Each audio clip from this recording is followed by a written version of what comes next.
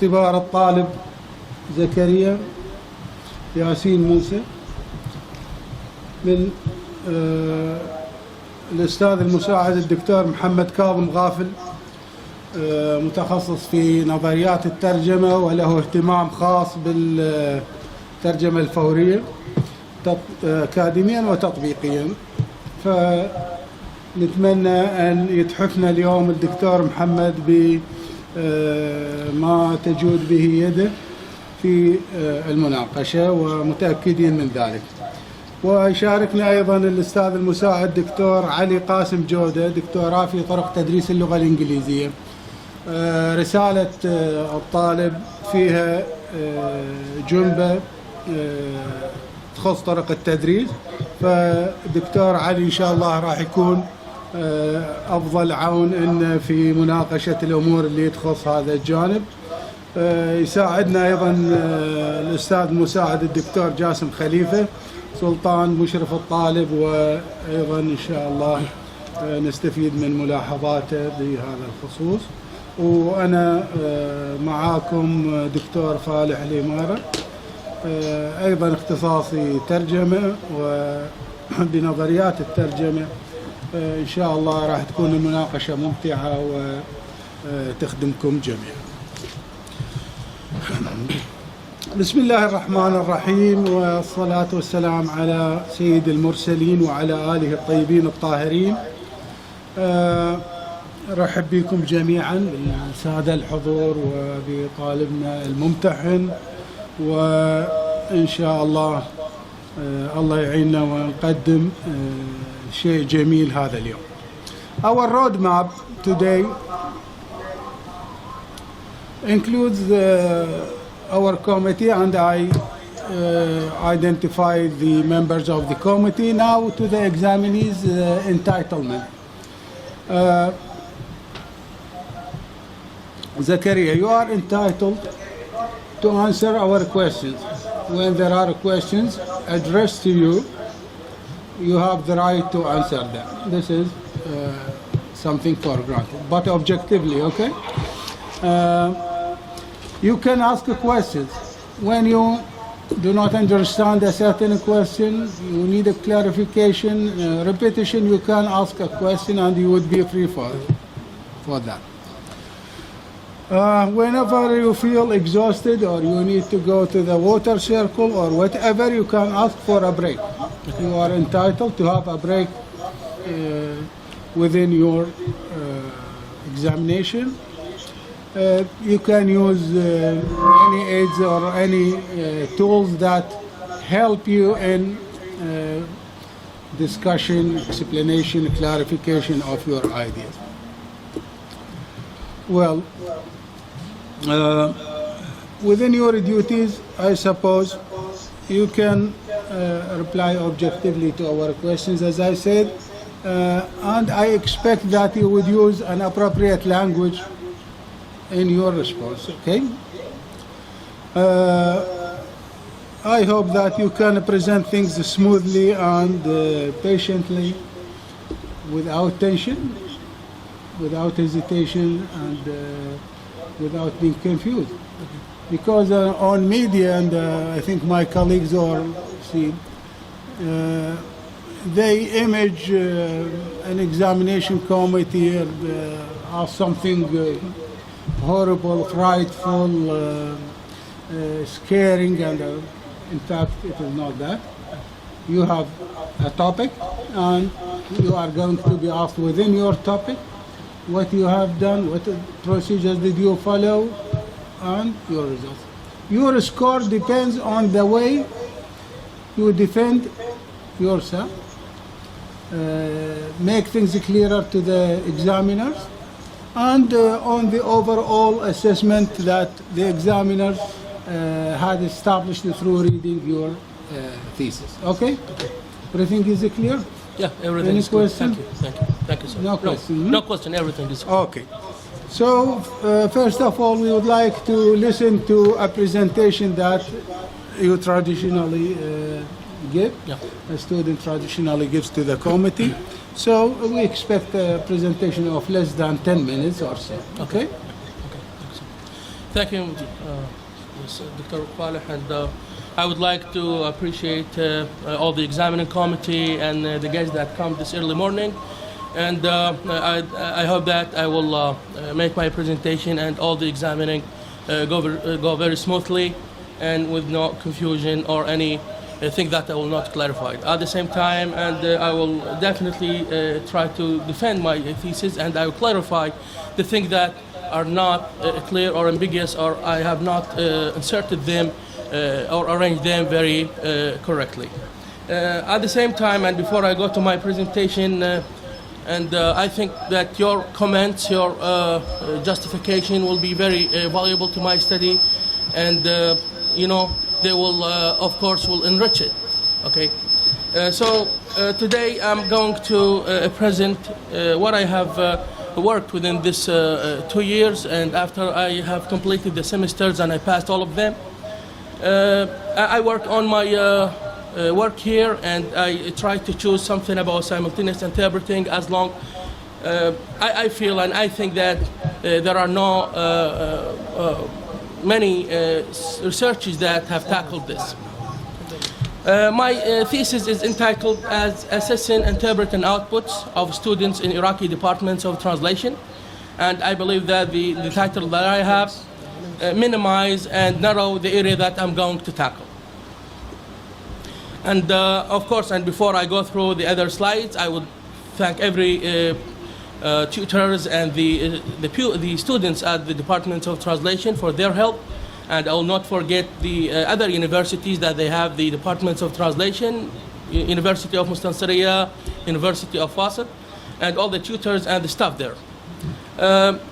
You know, everyone that I have asked and asked their help, they didn't hesitate to help me, and that's what I believe made my thesis go very thoroughly.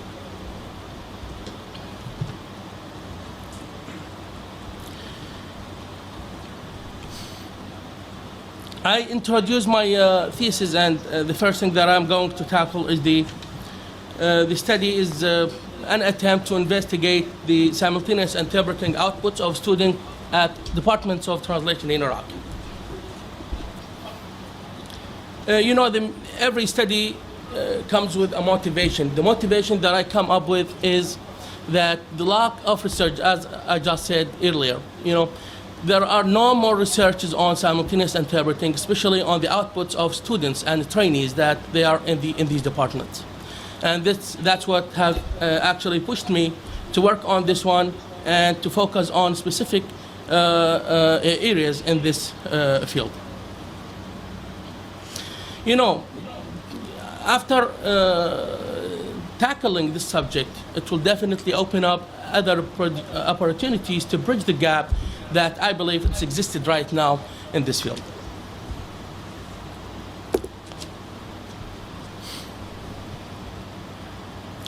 The problem of the study.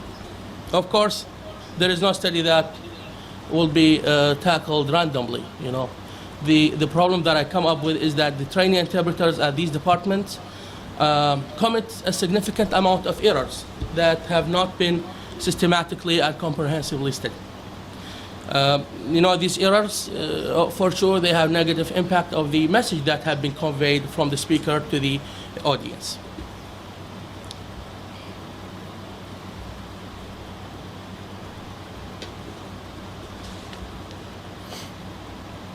The objectives of the study, that the present study is trying to diagnose and first of all detect and diagnose the errors that the trainee students comment when they are rendering simultaneously, and investigating the influence of errors on the messages conveyed. Relate these errors to their possible causes, and this is something that I tried to find answer to. Design a workable model as long there is no a clear and transparent model that the tutors could be follow to investigate the outputs of the trainee interpreters. I come up with these hypotheses. Iraqi trainee interpreters' outputs are not free of errors. This is what I hypothesize. And there is no systematic framework that can assess trainee interpreters' outputs in Iraq. And by the way, when I say the outputs in Iraq, I mean the departments of translation in Iraq. I don't include any institution that they are out of the university's atmosphere. A suggested eclectic model can help to improve these results. You know, as long I just said that there is no systematic and comprehensible framework to work on to analyze and detect the errors. So that's why I believe that I hypothesize that the eclectic model will help me and help the tutors at departments of translation to find out more closely and thoroughly the errors committed. There's another point that I want to try to hit is that nor the students, neither the tutors or the designer of the curriculum are aware of these problems. And this area have been negatively neglected. I'm very sorry to say that.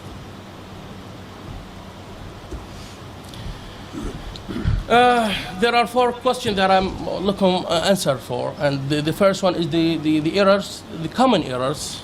You know, the students they might commit some more errors out of this frame that I'm going to tackle. But you know, I will have chance for other researchers and tutors and other pioneers to tackle this area. So I have narrowed my subject to investigate 3 areas only.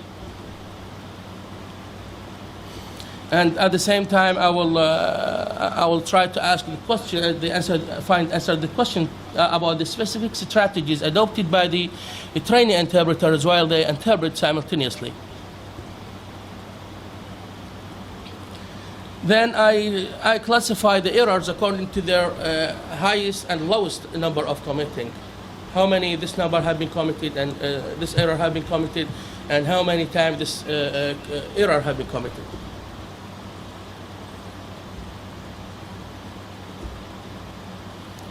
You know, as I said, the study is very significant to the Ministry of Higher Education and Scientific Research. I believe they will, if they take my study into consideration, they will make adjustment and modification to the current curriculum, and they will try to focus on the point that I hit, if they will take it into consideration.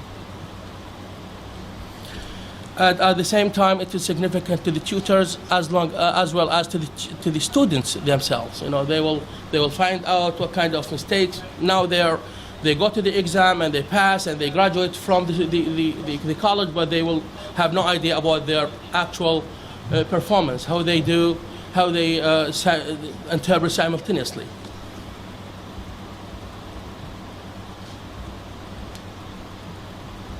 I have limits in my study. The limits, and first the limit is that my study, the procedures and the experiment that I have completed is only in departments of translation, University of Basra. I didn't take into account the other departments for some technical purposes, and these technical purposes could make some variation in my study. So that's why I avoid to go to other university and take the samples from there and test them, as long as there will be a deviation that will may destruct my my study.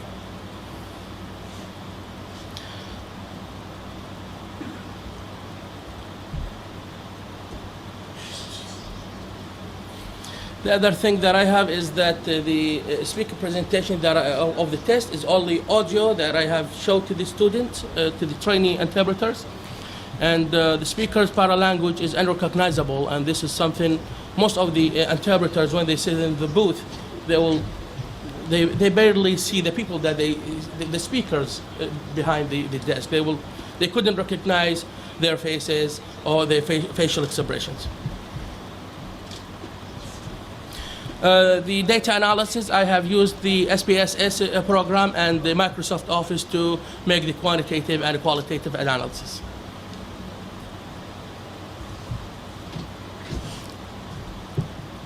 You know, the study relies on the practical side to prove or disapprove the hypotheses. It's come by more often than on the theoretical background, because when I tried to search the theoretical background of the simultaneous interpreting, I couldn't find the answers for my questions.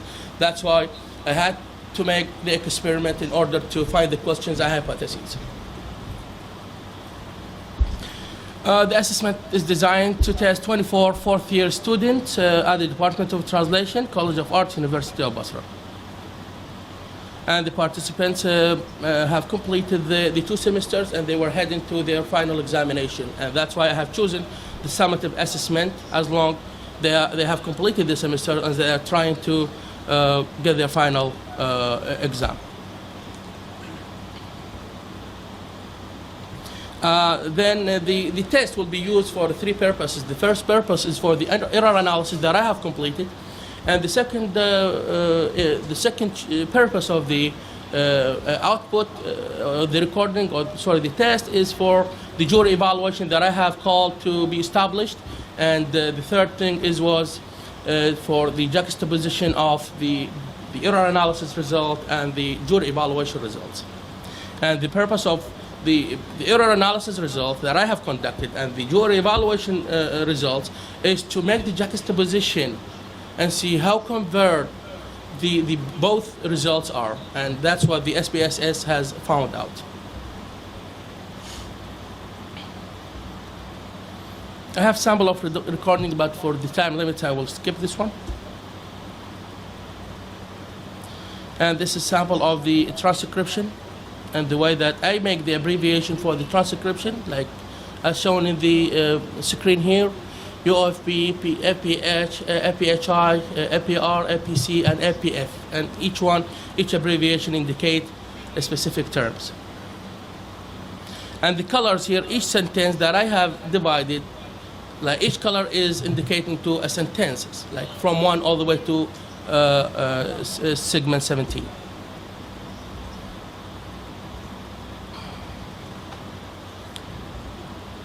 And this is the way that I have used the Excel format to make my calculation. Everything was all the data was inserted manually, but then the final calculation was completed by Excel sheet. If you go to your findings,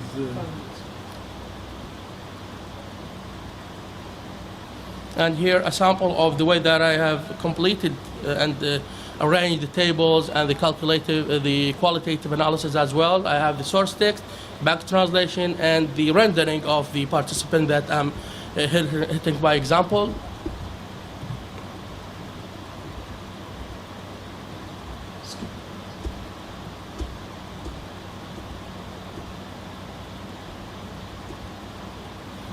And here is the most important thing in my study: this table and the table.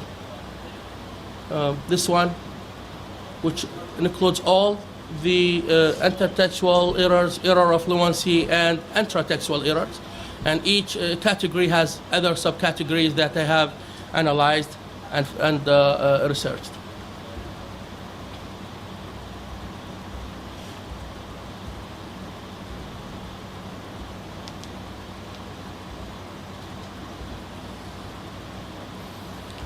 During establishment, as I said, I called for 3 simultaneous interpreting tutors at the... well, you are going to be examined about these all. Go Okay. to your findings. Tell us the results of your study. Okay. No, okay.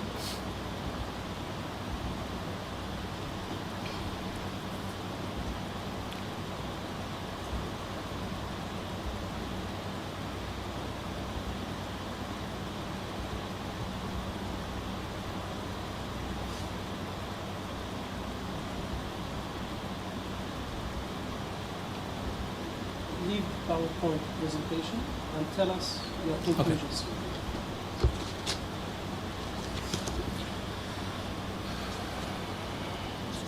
The conclusion that I come up with is that none of the trainee interpreters that have been examined have a free outputs of free errors of output. You know, all of them, they have committed errors, and the errors have been classified and diagnosed perfectly. The errors committed are all 3 main levels: the intratextual intertextual level, and this fluency, and on the intertextual level. The omission was the highest number of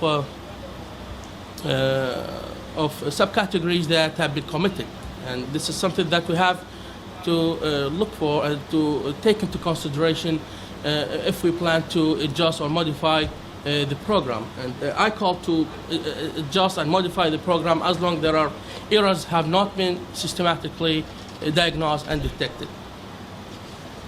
The strategies, I have written down in my conclusion that there is no specific strategies and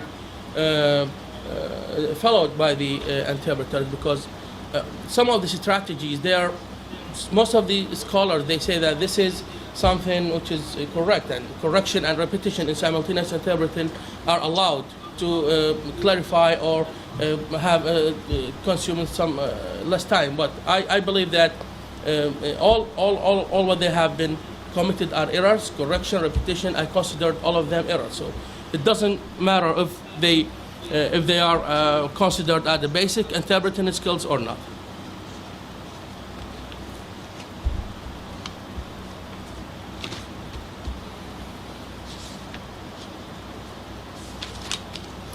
Then the study come up with the recommendation to the tutors of simultaneous interpreting, are invited to design their curriculum based on the errors outlined in this study, and a diagnostic assessment should be conducted.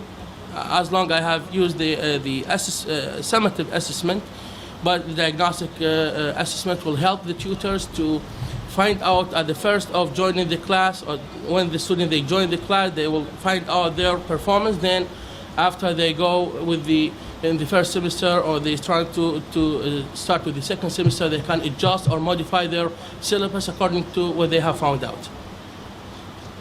The trainee interpreters should undergo further in-house training. The time of the lectures, what I have seen, is not really long enough to make the students take an exercise. So it's time to encourage the students to take in-house training, shadowing exercises, back counting, and so on. And I have some other suggestions for further research for assessment of trainee interpreters into B language, as long as my study was from B language into A language, and the assessment of professional interpreters' outputs while rendering into their A or B language, because I just focus on the trainee interpreters, and the measurement of the lag time consumed by Arabic translator. I tried to find out the lag time for Arabic translator, but I couldn't find it. Nobody have worked on this one, which I have depended on some other theories while counting the unfilled pauses, and investigate trainee interpreters' lengthy pauses in simultaneous interpreting. The focus of studying intratextual phenomena that have been found out committed very commonly. And thank you very much. بسم الله الرحمن الرحيم. إشارة إلى كتاب عمادة كلية الآداب بتاريخ 15/9/2020 تقرر تشكيل لجنة مناقشة رسالة طالب الدراسات العليا الماجستير في قسم الترجمة زكريا ياسين موسى حول رسالته الموسومة Assessing Interpreting Outputs of Students in Iraqi Departments of Translation. من الذوات المدرجة اسمائهم أدناه: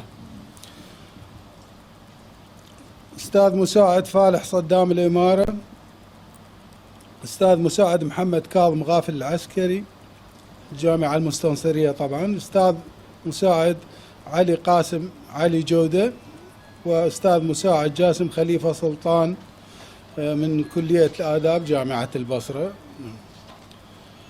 علما أن الرسالة قومت علميا من الأستاذ مساعد الدكتور أحمد سلطان حسين في كلية الآداب الجامعة المستنصرية. قرار اللجنة: قامت اللجنة المكلفة بمناقشة الطالب حول رسالته، واستنادا إلى الفقرة 5 من المادة 32 من تعليمات الدراسات العليا، وفي ضوء قابلية الطالب في طرح موضوع أطروحته ودفاعه عنها، اتخذت اللجنة التوصية الآتية: قبول الرسالة بعد إجراء التعديلات الطفيفة عليها والمثبتة في الرسالة. ويكلف الدكتور علي بمتابعة التعديلات.